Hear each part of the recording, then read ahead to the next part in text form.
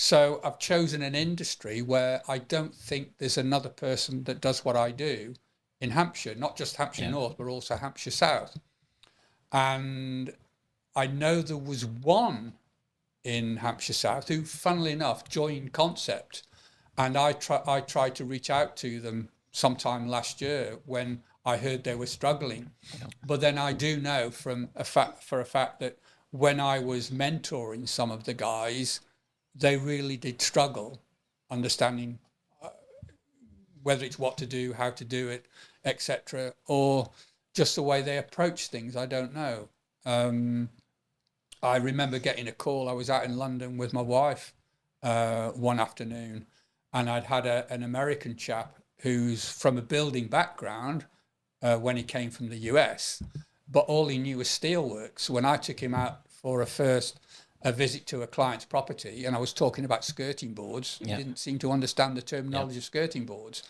But I remember, as I say, this afternoon I was out in a garden centre somewhere in London, and I had this call from this chap, and it was probably a few months after I set him free into his own territory.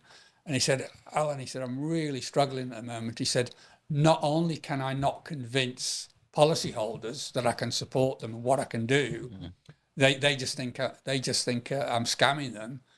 He said, I'm also struggling to find the trades who believe in what I'm doing. They also think I'm scamming them. Yeah. And so he was in an unfortunate position where he joined the franchise when it was costing over £30,000 to do it. And that's a massive. It's a massive amount, burden. Yeah. and he didn't have the money also to support, the point in time where he's going through. He's made the purchase, he's doing his training, he's setting everything up. He needs some amount of money to support him for at least probably 3 to 6 months. He probably needs £100,000 startup fund to get going. So he took that out as a loan, whereas I didn't need that. Yeah. So straight away, he's on a back foot. He's also paying more in monthly fees for franchise fees. Yeah. He's paying more for his FCA compliance. He's paying a loan back. So I can understand why some of these guys were actually struggling. It's a difficult position to be in sometimes, and some of the franchises, massive overhead, and for people that are new to business, that can add a massive pressure to them from day one. Exactly. So tell me, have you ever made a serious mistake in business?